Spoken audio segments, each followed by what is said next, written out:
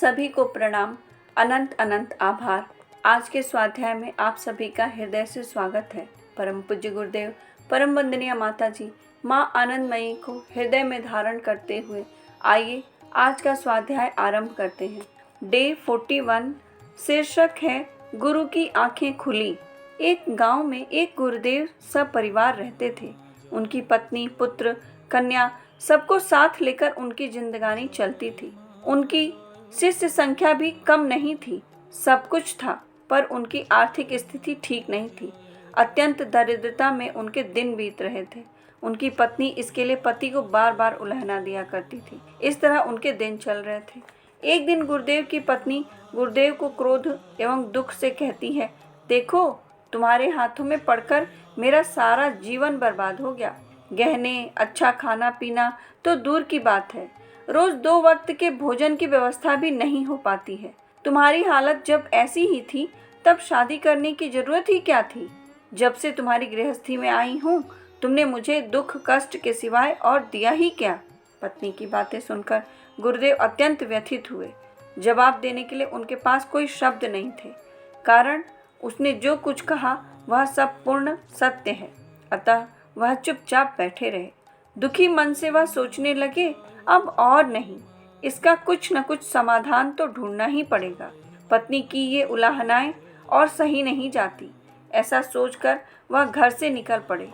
थोड़ी दूर आगे जाने पर एक छोटी सी नदी पड़ती है। सोच सोच में वह चलते हुए नदी को पार कर जाते हैं। नदी के उस पार उनके एक शिष्य का मकान है। वह धनी है, सामान्य जमींदार है। गुरुदेव उसके घर जाकर उपस्थित होते हैं। अभी अभी दिन चढ़ा ही था, दिन के 8-9 बजे होंगे। ऐसे समय गुरुदेव को आते देख शिष्य और उनकी पत्नी दोनों ही आश्चर्यचकित हो गए। मन ही मन प्रसन्नता भी हुई। सुबह सुबह गुरु का दर्शन, इसलिए पहले कुशल मंगल पूछने के उपरांत दोनों ने गुरुदेव के चरण स्पर्श करते हुए कहा, आज हम लोगों का परम सौभाग्य है कि आप यहाँ आए हैं। ऐसा कहकर पति पत्नी दोनों गुरुदेव को आदर सत्कार के साथ आसन पर बिठाते हैं। थोड़ी देर बातचीत के उपरांत वह दोनों गुरुदेव को भोग आदि की तैयारी करने चले गए। शिष्य बाजार को गए गुरुजी के लिए भोज्य सामग्री खरीदने। उनकी पत्नी कुछ तैयारी करके लौट आती हैं गुरुदेव के पास, गुरुदेव की आवश्यकताएं जानने के लिए। उनकी पत्नी जो है गुरुदेव के पास आती हैं कि उनको क्या चाहिए, उनकी क्या क्या आवश्यकताएं हैं, वो मैं पूछ लूँ, समझ लूँ, फिर वो सारी व्यवस्था कर दूँगी। और उनके जो पति थे वे चले गए बाजार, वहाँ से कुछ सामान ले आने के लिए कि उनके लिए कुछ व्यंजन या कुछ भी भाव से हम बनाएंगे। गृह स्वामिनी के आकर खड़े होते ही गुरु की दृष्टि उनकी ओर गई। गुरु ने देखा धनी शिष्य की पत्नी है। उनके सभी अंगों पर यथोचित अलंकार शोभित हो रहे हैं। गुरुदेव का मन साथ ही साथ बोल उठता है, यह अलंकार यदि मिल जाते तो मेरी सभी समस्याओं का समाधान हो सकता है, परंतु मांगने से क्या यह मिल जाएंगे। क्या किया जाए, क्या करूं, ऐसा उनके मन में विचार चल रहा था। गुरु के मन में दुर्बुद्धि ने प्रवेश किया। वह उस कक्ष के एक कोने में एक लोहे का डंडा रखा हुआ देखा। गुरु ने वह डंडा उठाया और शिष्य की पत्नी के सिर पर चोट की और मौत के घाट उतार दिया। वह लुढ़क गई। गुरुदेव ने देर नहीं की, उसके अलंकारों को उतारने लगे। अलंकारों को उतार कर साथ लाए हुए गमछे में बांध लिया और तुरंत निकल पड़े। थोड़ी दूर गए तो शिष्य के साथ उनकी मुलाकात होती है। शिष्य गुरुदेव के भोग प्रसाद के लिए तरह तरह की साग सब्जियां, मिठाई आदि लेकर लौट रहा था। गुरुदेव को रास्ते में देखकर उसके आश्चर्य का ठिकाना न रहा। गुरुदेव भी उसको देखकर अत्यंत भयभीत हो उठते हैं।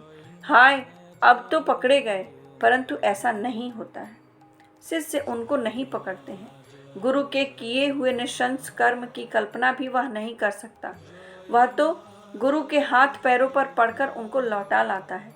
कहता है, गुरुदेव, हमारे घर से आप बिना प्रसाद पाए भूखे चले जाएं तो नरक में भी हमारी जगह नहीं होगी।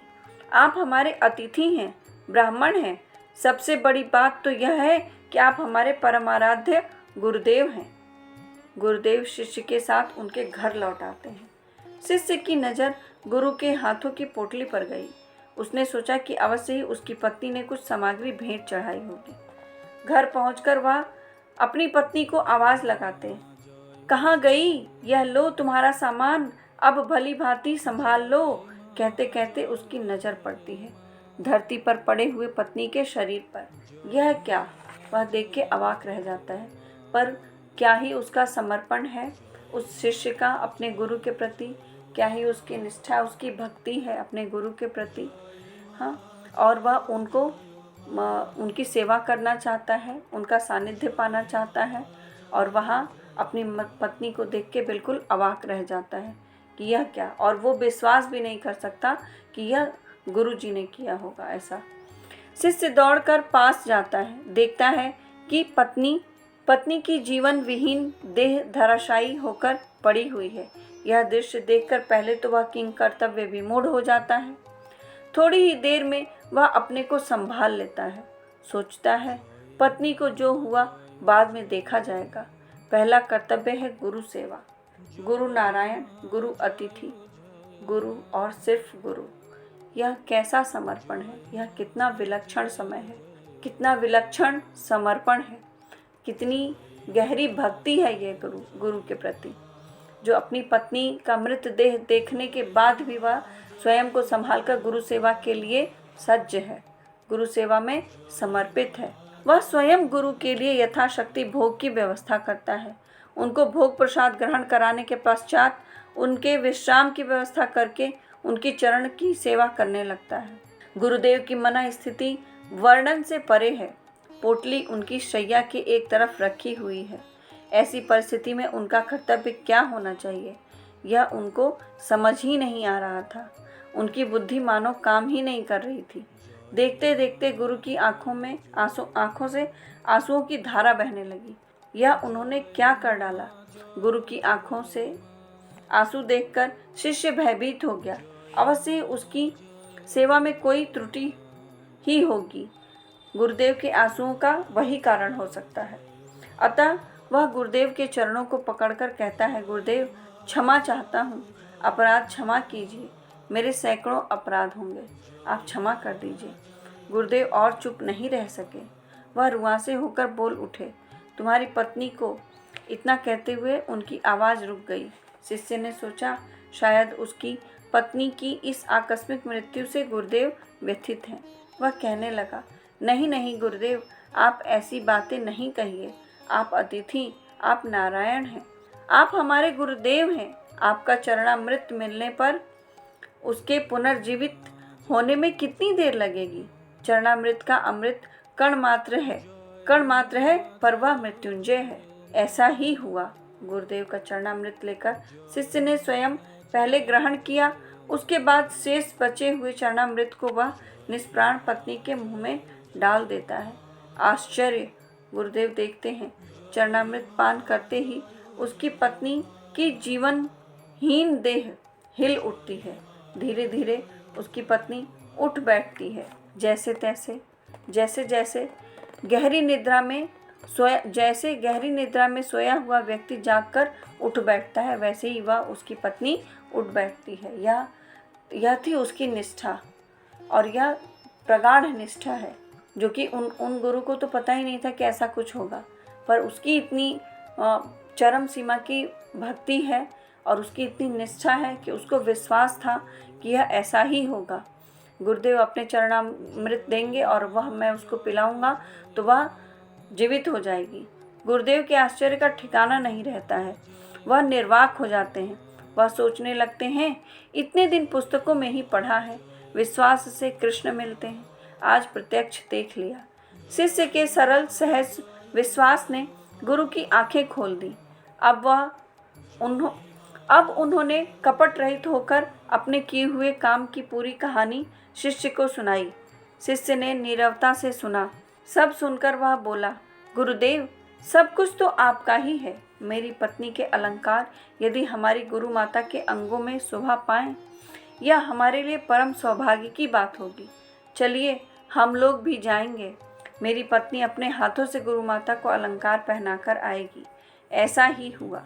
शिष्य की पत्नी जब गुरु माता को अलंकृत करती हुई अपने को सौभाग्यशाली समझ रही थी, तब गुरुदेव के मन प्राण चित्त को उद्वेलित करती हुई एक ही ध्वनि गूंज रही थी, विश्वास से मिलते हैं कृष्ण। उस विश्वास के आधार पर ही उसकी पत्नी जीवित हो गई। उस विश्वास के आधार पर ही वे गुरुदेव के अंदर इतना परिवर्तन आ गया, वे स्वयं को उस शिष्य की भांति भी नहीं समझ पा रहे थे, उससे भी नीचे स्तर हो गया उनका। हाँ, और अभी उन्होंने उस विश्वास के माध्यम से ही समझ लिया कि विश्वास से ही हमें कृष्ण मिलते हैं। अगर हमने पत्थर पे विश्वास कर लिया तो उसमें भगवान प्रकट हो जाते हैं, ऐसा पिछली कहानी में भी आया है। और विश्वास ही उनकी पत्नी को जीवित भी कर दिया। आइए आज के इस भाव को उन्हीं कृष्ण, उन्हीं इष्ट अपने माँ के चरणों में अर्पित करें। राधे राधे राधे राधे राधे राधे राधे राधे, जय श्री राधे, जय श्री राधे, जय श्री राधे। सभी को प्रणाम।